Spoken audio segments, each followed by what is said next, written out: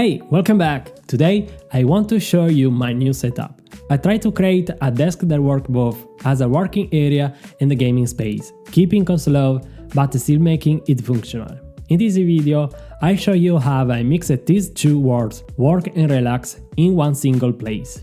For those you don't know me, my name is Andrea and on this channel I make videos with a review, tips and tricks about tech. This is my space where I work and create content. And as many of you asked, this is my first video where I use my real voice. I'm sorry if my pronunciation is not so good, I'm really trying to improve.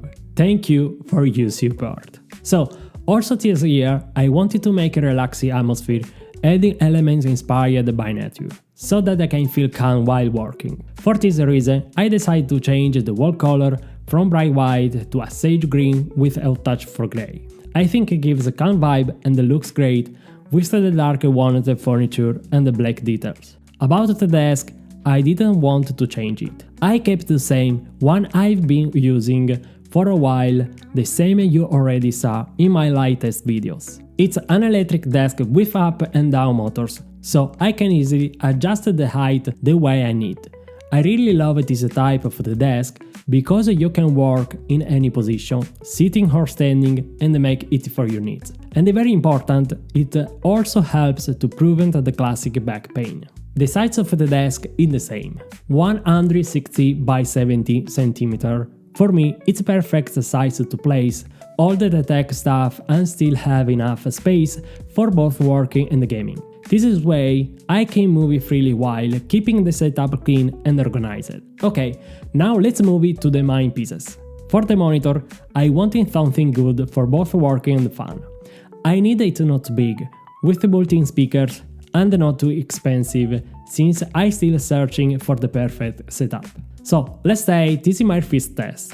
I choose this 25-inch Asus monitor, Full HD with a refresh rate up to 180 Hz and built-in speakers. It also has two HDMI ports, which is super useful for me to switch between work and gaming without changing cables. For the stand, I didn't use the original one but mounted it on an external arm so I can move it freely and save desk space, especially since I need space for recording videos. On the gaming side, as you notice, I got the new PlayStation 5 Slim digital version. I chose it for its power, easily use, and the compact size, which fit perfectly with the monitor, especially to enjoy games that support 120 FPS. I didn't confirm 4K yet because this is just a first test, so stay tuned because in the future I might upgrade this setup.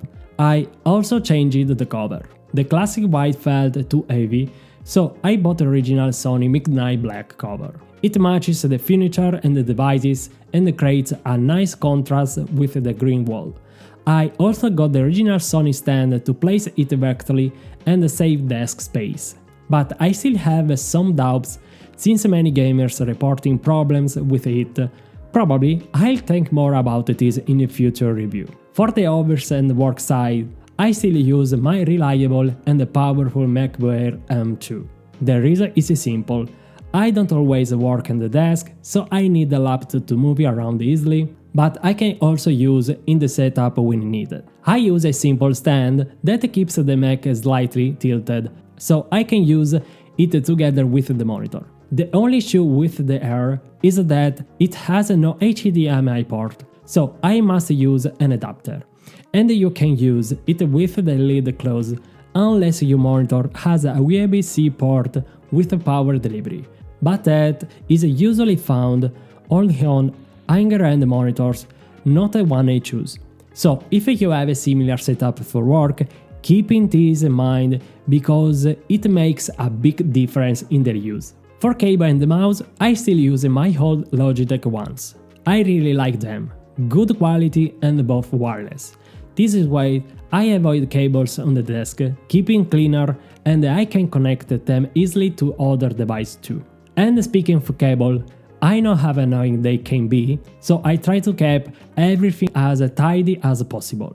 I installed a black cable right under the desk where I placed all the power cords.